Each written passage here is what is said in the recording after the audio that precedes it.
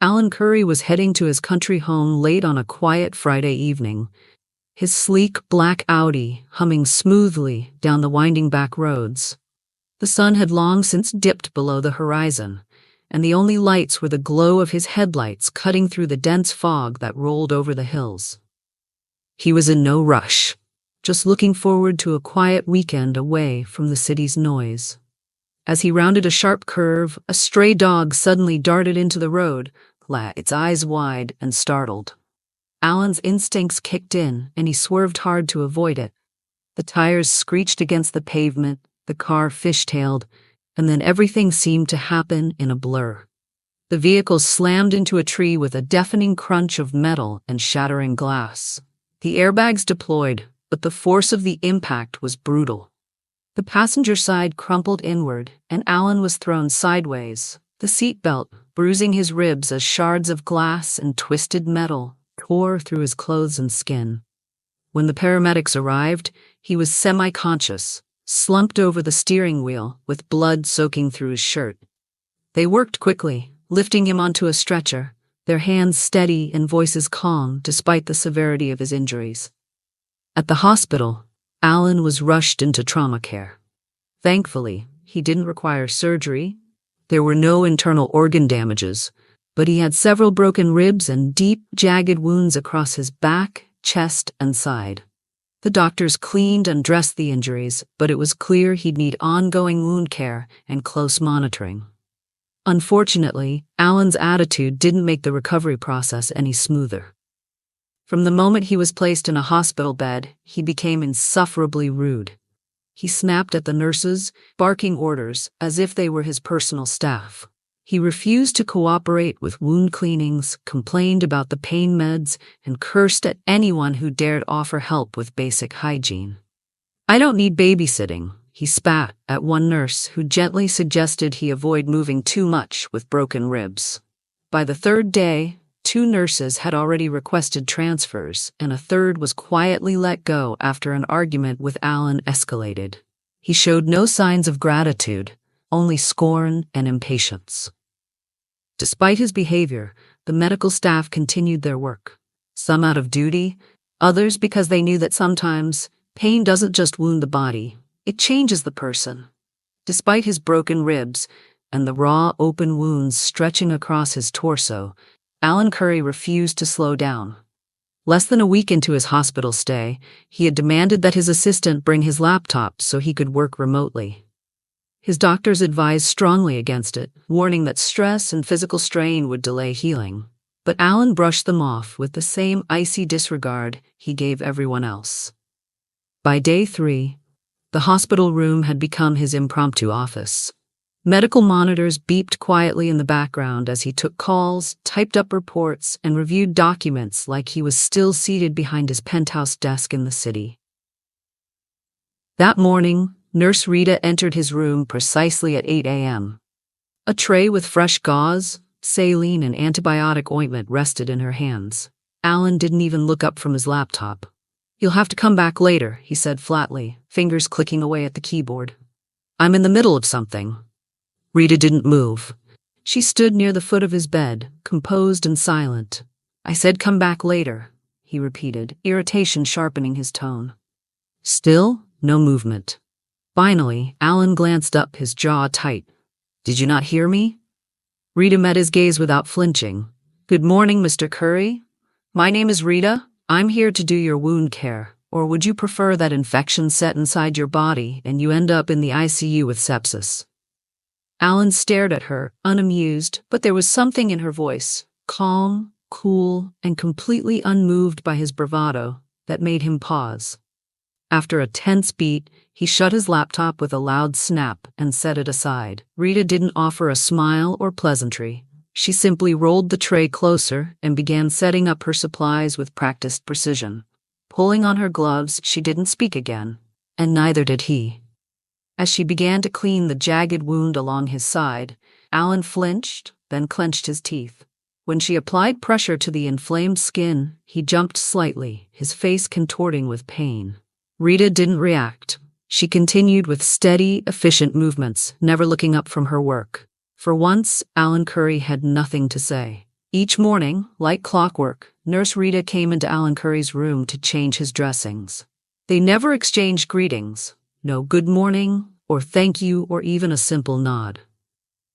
The air between them was thick with unspoken tension, a silent standoff that neither of them seemed willing to break. Rita was precise, efficient, and silent. Alan remained cold, distant, and impatient. By the fifth day, the mood in the room shifted. Alan sat upright, eyes glued to the financial news flashing across his laptop screen. His jaw was clenched, and the veins in his neck stood out. Something clearly wasn't going his way in the markets. As Rita prepared the dressing tray beside him, Alan suddenly snapped. "I pay good money for the best health care, and what do I get? An intern who pulls on my flesh like she's scraping paint off a wall." Rita froze for half a second. When she turned to face him, the usual calm in her eyes had vanished. Her voice, typically even and composed, cracked with restrained fury. "Then have me fired, Mr. Currie," she shot back. "There are plenty of other patients in this hospital who need my help and who would be more grateful for the time and care I give. Your money can buy a lot of things, but it won't buy real care. If you want real care, try treating the people who are treating you with some respect." Alan's mouth opened slightly in surprise. He hadn't expected pushback. Most people either tiptoed around his temper or quietly disappeared. But Rita stood her ground, her shoulders squared, her expression unshaken. For the first time, he really looked at her. He saw the fatigue in her face, the shadows under her eyes, the way her posture held together strength and exhaustion all at once. She wasn't impressed by his money. She wasn't afraid of his power. He didn't apologize. He didn't thank her. He just looked away, muttered, "Do a better job," and kept his eyes on the screen. Rita didn't flinch. She went back to her work, silent again, but now with a slight edge in every motion. That night, Alan lay awake in the sterile quiet of his hospital room, the soft hum of machines the only sound surrounding him. He stared at the ceiling, his mind drifting back to his outburst toward Rita. The memory of her words cut deeper than his wounds. She had stood up to him, not with disrespect, but with a strength that demanded his. And she was right. No one had come to visit him. No friends, no family, no colleagues checking in. Not even a text beyond business matters. For a man who had built an empire, it was a sobering thought to sit in a hospital bed completely alone. The next morning, Rita didn't show, nor the day after. By the third day, Alan couldn't ignore her absence. It annoyed him at first. He didn't like change, especially not when it interrupted routine. But beneath that was a feeling he hadn't let himself sit with in years. Guilt. Frustrated, Alan finally asked Nurse Serena, "Where's Rita? Why hasn't she been back?" Serena didn't sugarcoat her response. "Rita said she doesn't think she can give you the care you deserve, according to you." The words stung. He didn't argue. He couldn't. The next day, when Rita arrived at her shift, there was a bouquet of white lilies and lavender roses at the nurse's station. No elaborate card, no dramatic apology, just a short note in elegant handwriting. "You were right." Rita stood there for a long moment, reading and rereading the note. Her face remained neutral, but something in her chest softened. She hadn't wanted praise or apologies, just respect. Still, she didn't return to Alan's room. Not that day, not the next. It wasn't until the third day that Alan, quietly and without his usual tone, asked the front desk if Rita could be sent to him when she had time. She arrived at the end of her shift, still in uniform, her hair slightly messy from the long day. When she stepped inside, he sat upright. "Good evening, Rita," he said. She blinked, surprised by the civility. "Did you get the flowers?" "I did," she said, "but that doesn't change the fact that you didn't respect me or appreciate the care I gave you." Alan nodded. "You're right. I was having a bad day and I took it out on you. That wasn't fair. I apologize for my behavior." Rita looked at him for a moment, then said, "Thank you." She checked the time. "I need to go. I have personal business to attend to." She left without another word. But for the first time, Alan felt he had actually been heard, and maybe even forgiven. That evening, after her shift, Rita drove straight to her parents' home just outside the city. The smell of home-cooked food hit her as soon as she stepped inside, warm and familiar. But something felt off. Her mother, Mabel, stood in the kitchen with that all-too-familiar glint in her eyes, the one Rita had come to dread. "Surprise! I invited someone for dinner," Mabel said brightly, waving a hand toward the dining room. "He's single, polite, and owns his own dental practice." Rita closed her eyes and sighed, her patience threadbare. She took a deep breath and gently pulled her mother into the hallway. "Mom, please," she whispered, keeping her voice low. "You have to stop. I don't need you to play matchmaker for me." Mabel frowned. "Sweetheart, I just want you to have someone in your life. Someone to come home to help carry you when times are tough." "I get that, I do," Rita said, her voice shaking just a little. "But Mom, I've been seeing someone. It's new, and I'm not ready to bring him around yet." Her mother's eyes widened.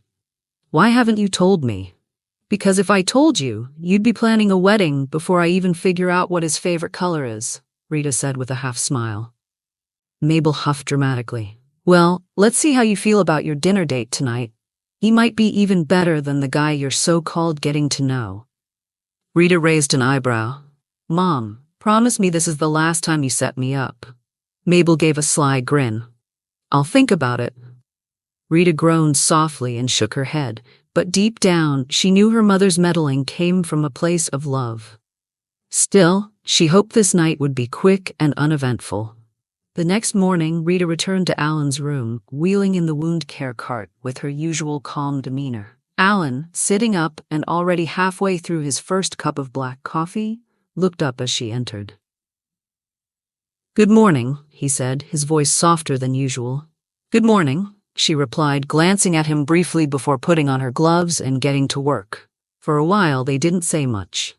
The silence between them was no longer cold, just quiet, like the calm after a long storm. Then Alan broke the silence. "Yesterday, you said you had personal business. Everything okay?" Rita rolled her eyes as she reached for the gauze. "My mom set me up. Again, blind date, at her house." Alan raised his eyebrows and chuckled. "Seriously?"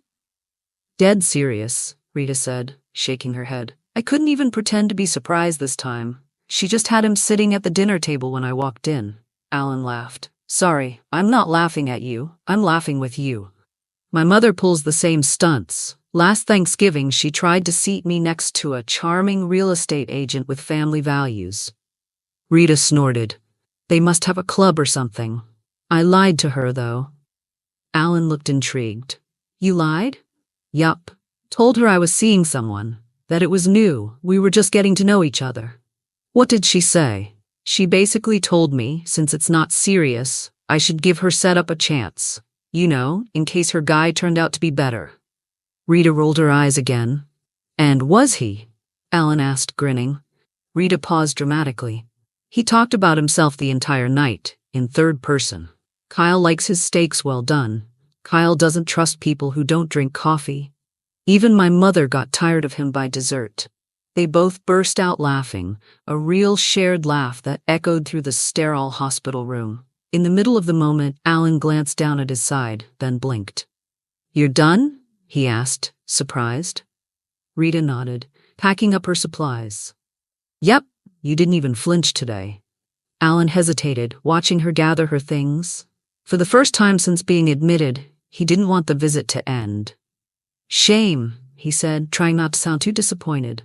"This has been the best part of my morning." The following morning, Dr. Davidson stepped into Alan's room with a clipboard in hand and a rare smile on his face. "Good news, Mr. Currie," he said. "Your wounds are healing nicely. If everything continues on this track, you'll likely be discharged in a few days."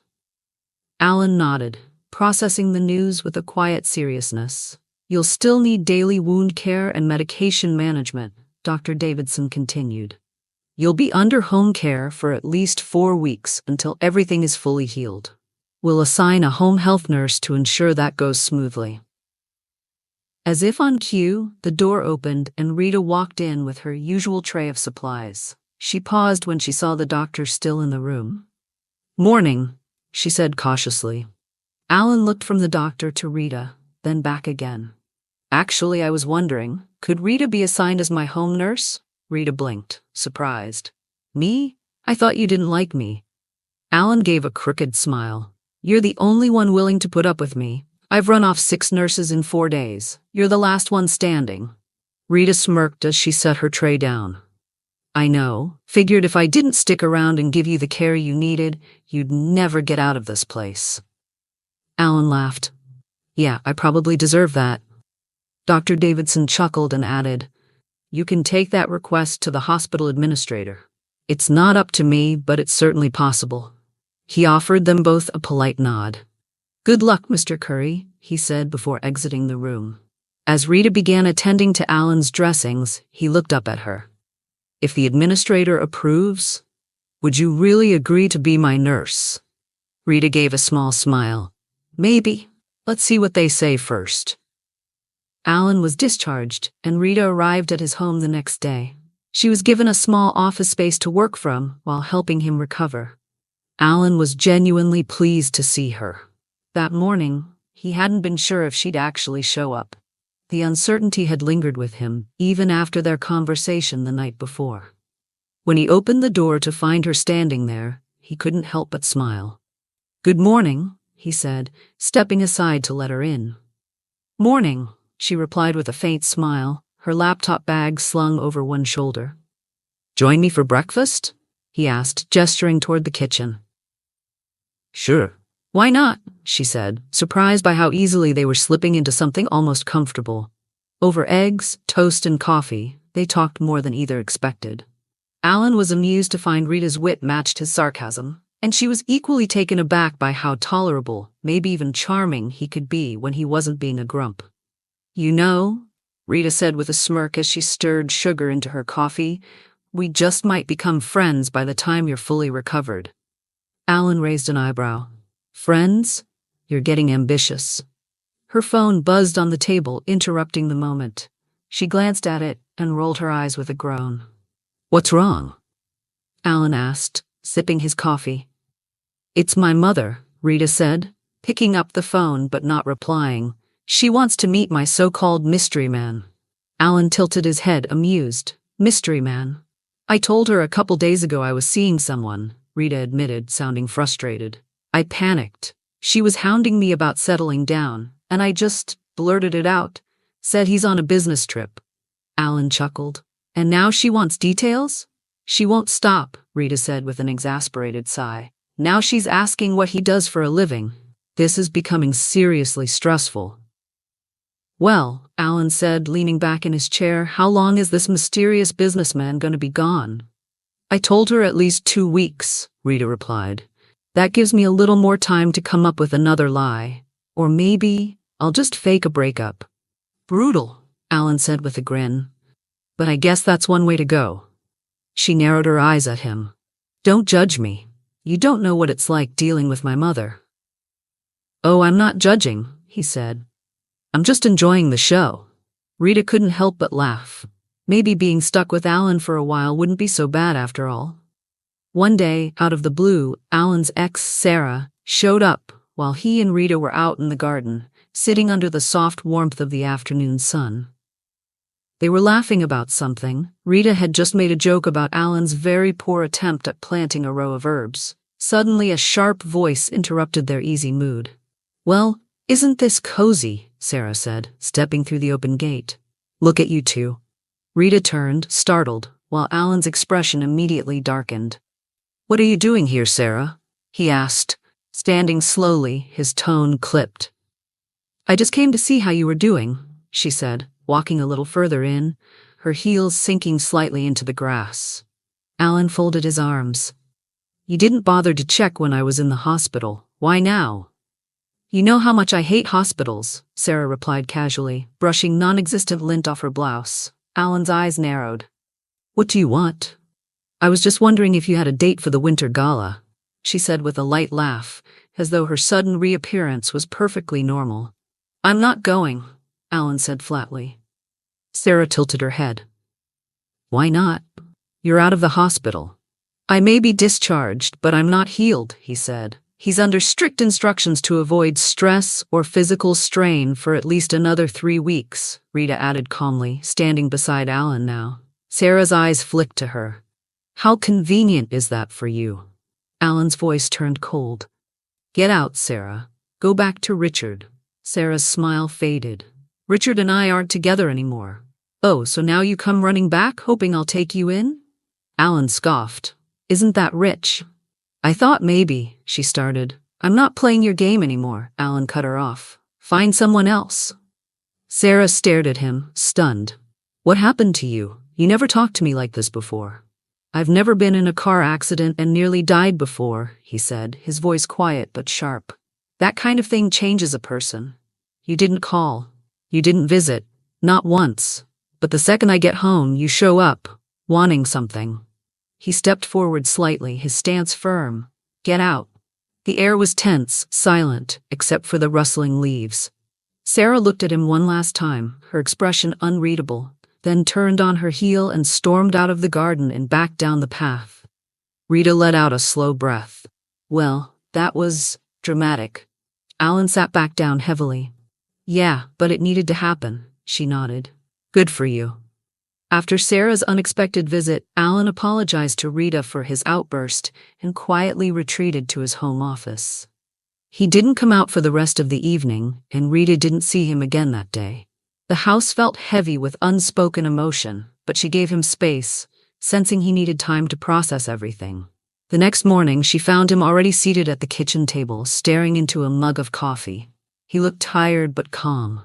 Morning, Rita greeted him, setting her laptop down and reaching for the toast. Morning, Alan replied, his voice softer than usual. She poured herself some coffee and sat across from him. Feeling any better today? Alan nodded, offering a faint smile. Yeah, let's just forget about yesterday. Rita studied him for a moment before speaking. You know, I never like seeing people hurt, but at least now you know where you stand with certain people. Sometimes silence tells you more than words ever could. Alan sighed, leaning back in his chair. I always knew I didn't have many true friends, but I guess I thought the people I dealt with, colleagues, business partners, old acquaintances, they'd at least pretend to care. Say something. Check in. Well, Rita said thoughtfully, now you know who they are, and you can decide how to handle those relationships going forward. Alan stared at his coffee. Yeah, Rita shrugged. I also think to get real friends, you kind of have to be one too.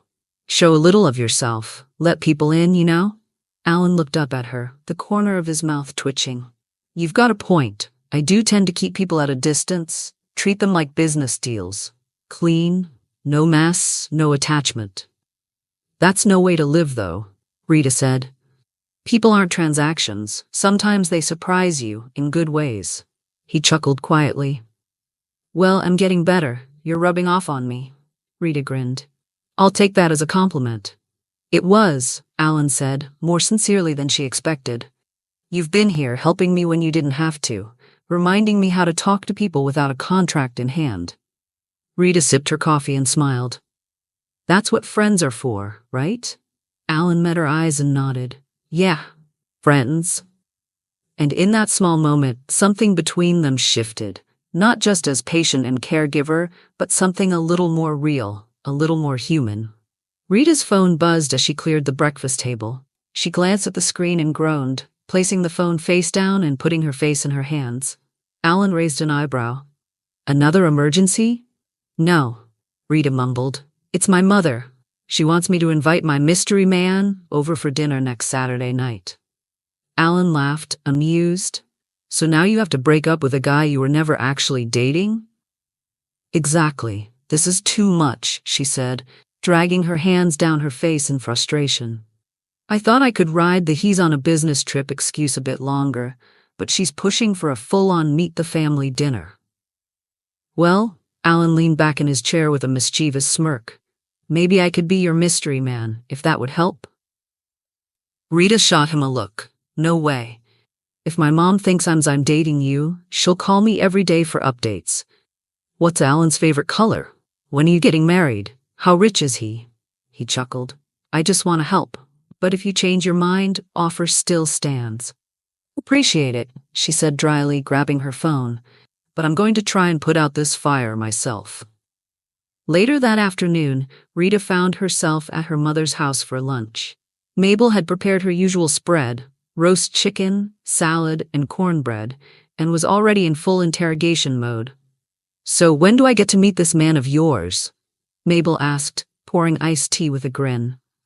Rita hesitated. "Mom, we're still getting to know each other. It's not serious yet." Mabel's eyes lit up as she pulled out her phone and opened the gallery. "We'll explain this then," she said, holding up a photo. Rita's heart dropped. It was a selfie she had taken weeks ago, just her and Alan in the garden, laughing over coffee. She had posted it to her private story, not thinking much of it. "Where did you get that?" Rita asked, stunned. "You posted it, sweetie. And guess what? I know who that is." Mabel was nearly bouncing in her seat. "That's Alan Currie. I've seen him in Business Elite magazine. He's worth a fortune." "Mom, no, it's not like that," Rita said quickly. "We're just talking. He's super busy and very private. It's not the right time." But Mabel wasn't hearing any of it. "Next Saturday, dinner. I'll make his favorite, steak and sweet potatoes. You are bringing him." "Mom," Rita groaned, but Mabel just smiled. "No more excuses, Rita. I want to meet the man who made you glow like that in the photo." Rita sighed. She was officially in over her head. The next morning, Rita walked into the dining room, still half in disbelief. She dropped her bag on a chair and looked at Alan, who was sipping his coffee and reading on his tablet. "I guess we're a couple now," she said with a sigh. Alan looked up, confused. "What?" "My mom found a selfie I took of us in the garden," she explained, sitting across from him. "I posted it to my private story, didn't think she'd see it, but she did. Recognized you from a magazine. I'm so sorry, Alan." Alan grinned. "I'd be happy to meet your mother. She sounds delightful."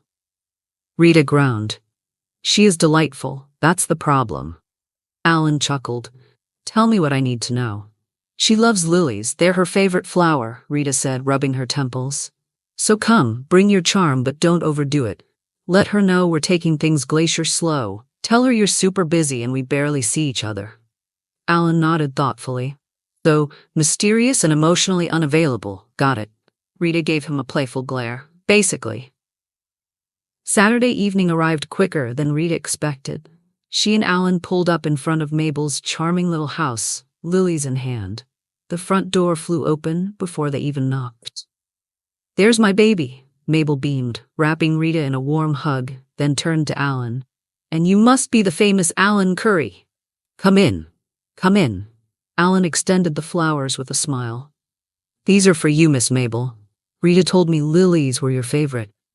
"Oh my, what a gentleman," Mabel said, touched. She practically floated into the kitchen to put them in water.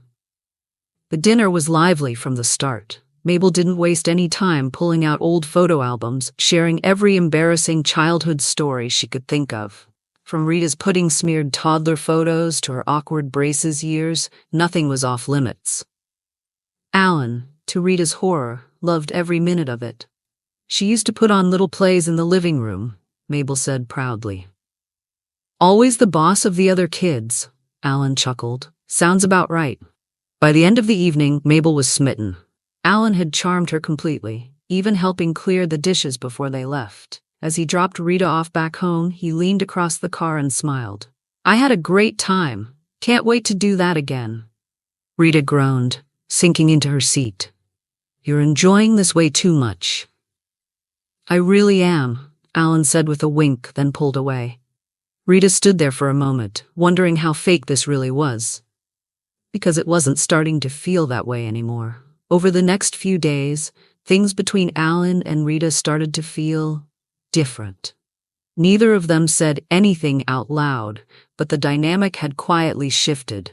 There were longer looks, softer tones, a strange awareness that hadn't been there before the dinner with Mabel. Alan wasn't just joking around anymore. He'd linger a little when he handed Rita her coffee, or his hand would brush against hers just a little too long when passing the remote. Rita noticed, but she didn't pull away. She wasn't sure why. One evening, after a long workday, Rita was curled up on the couch with her laptop, reviewing emails. Alan came in with a couple of glasses of wine and set one down beside her without a word. She glanced at him. "What's this for?" "Just figured we could use a break," he said, sitting across from her. "And I wanted to ask you something." Her stomach flipped, though she wasn't sure why. "What's up?" You looked a little unsure for the first time in a while. "Was it just pretend? That night at your mom's?" "I mean, it was supposed to be, but something about it didn't feel fake to me." Rita blinked. "You really charmed her." "I wasn't trying to charm her," Alan said, voice lower now. "I just enjoyed being there, with you." Rita didn't respond right away. Her heart was thudding in her chest in a way she couldn't explain. She set the laptop aside and finally said, "I don't know what's happening, Alan. I came here to help you recover. That's all this was supposed to be." "I know," he said. "But we talk, we laugh, we're real with each other. And when I dropped you off that night, I didn't want to leave." Rita looked down at her glass. "I don't know if I'm ready for anything real, especially with you. It started as a lie, remember?" Alan nodded slowly. "Yeah, but maybe it's becoming something else." The room fell into a heavy silence, one full of possibility and risk. Rita finally met his eyes. "Let's not rush it." Alan smiled gently. "Glacier slow?" "Glacier slow," she echoed. But they both knew. Glaciers may move slowly, but when they shift, they reshape everything in their path. Dinner at Mabel's house had become something of a routine now. Warm food, lively stories, and the ever-growing bond between Alan and Rita. This time, though, something felt different. Rita had been quiet all evening, distracted even, pushing her food around on her plate more than eating it. Mabel noticed. "All right," she said, placing her fork down. "What's going on, baby girl? You've been awfully quiet tonight." Rita looked at Alan, who gave her a gentle nod, as if giving her permission to speak freely. She took a deep breath. "Okay," she started, eyes shifting between them. "There's something I need to confess." Mabel raised a curious eyebrow, bracing herself like any mother about to be hit with a revelation. "When I first told you I was dating someone," Rita said, "I wasn't actually dating anyone. I kind of made him up." Mabel's eyes widened. "What?" "I was tired of you asking me about settling down," Rita explained quickly. "So I panicked and said I was seeing someone. Then you saw the selfie and recognized Alan and, well, things spiraled." Mabel looked at Alan, who simply smiled and gave a small shrug. "Guilty by association." "But," Rita continued, her voice softening, "we've decided to take it glacier slow, see where it goes. I'm not pretending anymore. I'm not even sure where this is headed." She paused before adding, "Alan's still recovering from the accident, and I'm technically still his nurse, but soon he'll be returning to work, back to his real life." Mabel looked between the two of them, her expression calm but knowing. "You two will be fine," she said with quiet confidence. "I can see how he looks at you." Rita blinked. "What?" Mabel smiled. "He watches you like he's memorizing everything about you. That's not fake." Alan looked down at his plate, smiling to himself. "I think your mom might be onto something." Rita turned to him, surprised by the warmth in his voice. He looked back at her, eyes steady. "I don't know what this is yet either, but I know I want to find out." Rita's heart skipped. For the first time, the idea of him going back to his real world didn't feel like the end. It felt like a beginning. Maybe glacier slow was just the right pace after all. The house felt strangely quiet the morning Alan returned to work. Rita stood in the hallway, watching him adjust his cufflinks in front of the mirror. He looked sharp in a navy suit, the first he'd worn since the accident. His usual confidence was back. Or at least, he wore it like armor. "You look like yourself again," Rita said, arms folded, leaning casually against the doorframe. Alan turned toward her with a half smile. "I was afraid the suit wouldn't fit. I've been living in sweats and bandages for 2 months. You clean up nice," she teased. Then her voice softened. "You ready?" Alan paused for a second, his fingers stilling. "I don't know. I keep telling myself I am, but walking into that building again feels like stepping into another life." Rita nodded. "It kind of is." He met her eyes. You've been part of this in-between version of me. The one who had time to think, to feel things. I'm worried I'll lose that part of myself once I'm back in boardrooms and conference calls. You won't, she said, walking up to him. Because that version of you, that real one, it's still there. You just have to remember who helped you find it. He gave her a grateful smile and reached for his briefcase. Wish me luck? Always. As Alan walked out the door and into the waiting car, Rita stood at the window, watching him disappear down the street. She hadn't realized how used to having him around she'd become. The banter, the quiet mornings, the not-so-pretend feelings that crept in without permission. Meanwhile, at the office, Alan stepped into the elevator with a strange knot in his stomach. His assistant greeted him with a warm, "Welcome back, sir," and a stack of reports.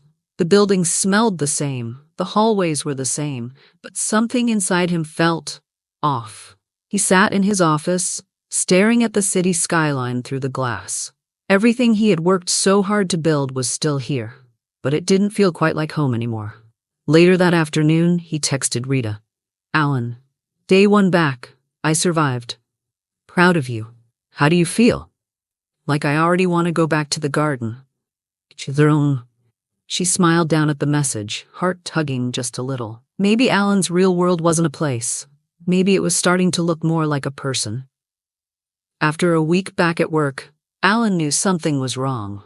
He sat through meetings, reviewed numbers, gave confident nods in boardrooms, but it all felt hollow. The passion that used to fuel him was gone. The accident hadn't just shaken his body, it had reoriented his soul. Everything he once chased with urgency, deals, deadlines, dominance, now seemed so small. One evening, after another long day of pretending, Alan came home, loosened his tie, and found Rita reading on the back patio. I quit, he said simply. Rita looked up, blinking in surprise. What? I handed in my resignation today. I'm done with the company, he said, walking over to sit beside her. I've been thinking about it since I got out of the hospital. That whole time, I was stuck in bed with wounds that refused to heal, and you were there, taking care of them, helping me through it. It made me think, what about people who don't have someone like you? Rita's heart stirred, but she stayed quiet. I want to do something that matters. Alan said, I'm going to start a foundation. For wound care victims, burn victims, accident survivors, people who need help recovering physically and mentally. Real help. Rita's eyes softened. Alan, that's incredible. He smiled faintly. I want to be part of something bigger than profit margins. I want to give back, and I wouldn't have realized any of that without you. For a moment, the air between them shimmered with something unspoken. Then Alan cleared his throat. Also, I was wondering if you'd go out with me. Rita tilted her head. You mean like a real date? Yeah, no pretending, no gala cover, no fake boyfriend. Just you and me, dinner. Somewhere nice. She smiled slowly. I'd love that. 2 nights later, they walked into a cozy rooftop restaurant with twinkling lights and soft jazz humming in the background. Rita wore a deep green dress that made Alan stare a little too long, and Alan, casual, relaxed, yet polished, looked more like the man she'd gotten to know in the garden than the one in the office. Over wine and quiet laughter, they talked about everything and nothing. Not work, not the accident, just themselves, who they were now, and who they might become together. And when Alan reached across the table and took her hand, Rita didn't pull away. They weren't pretending anymore. A few months later, Alan stood at the podium of a modest but elegant event space, facing a room full of reporters, healthcare professionals, donors, and survivors. Behind him, a banner read, "The Currie Foundation for Wound Care and Recovery." He wore no tie, just a simple navy blazer and a pale blue shirt. His expression was calm, but determined. After my accident, Alan began, his voice steady, I spent weeks in pain. Not just physical pain, but emotional. Isolation, frustration, fear. They're all part of the healing process. And I realized how many people don't have access to the kind of care I was fortunate to receive. His eyes flicked to the front row where Rita sat, her smile subtle but full of pride. This foundation isn't just about treating wounds. It's about supporting the whole person, connecting survivors to resources, emotional care, and dignity. We're starting with a grant program and an outreach initiative for underserved hospitals, and we're only getting started. The room erupted into applause. Afterward, Rita joined Alan near the back as guests mingled and congratulated him. Before she could even say a word, a reporter approached, microphone already in hand. "Mr. Currie, congratulations on the launch. May I ask about the woman who's been by your side today? Nurse, partner, or both?" Alan smiled, glancing at Rita, who raised an eyebrow like, "Your call?" "She was my nurse during recovery," he said honestly. "But somewhere along the way, she became much more than that." Rita rolled her eyes, laughing softly. "Thanks for the subtlety." The story made headlines the next day, not just about the foundation, but about the billionaire and his nurse. Photos from the event, including one of Alan with his hand resting gently at Rita's back, quickly circulated online. Some of the attention was flattering. Some of it overwhelming. At brunch a few days later, Rita stared at her phone, scrolling through a flood of articles and social media posts. "I can't believe how fast this spread." Alan, sipping his coffee, looked completely unbothered. "Well, we did say we were going glacier slow. Maybe the world just sped up." She looked at him, thoughtful. "Are you okay with everyone knowing?" "I am," he said, "because I'm not hiding you. You're part of my real world now." She smiled, heart quietly flipping. Maybe this was the beginning of something solid, something that could last, even under the spotlight. 1 year later. The sun was just beginning to dip below the horizon, casting a warm golden glow over the Currie Foundation's first anniversary gala. Held in a restored greenhouse-turned-event space, it was filled with flowers, laughter, and the quiet hum of meaningful purpose. Alan stood near the center of it all, chatting with a group of donors. His posture was relaxed, but there was something different about him now, something settled. At peace. Rita watched him from across the room, standing near a small display of success stories from the foundation. Photos of survivors who had received care, support, and dignity. She couldn't help but feel proud of the work, the people, and of the man who had once been so guarded, so closed off. He spotted her through the crowd and made his way over, 2 glasses of champagne in hand. "You look beautiful," he said, handing her a glass. "You've said that 3 times tonight," she teased, smiling. "Because it's true." They clinked glasses gently. "I can't believe it's been a year," Rita said, looking around. Alan nodded. "A year ago I was stuck in that house trying to convince myself I didn't need anyone, and now..."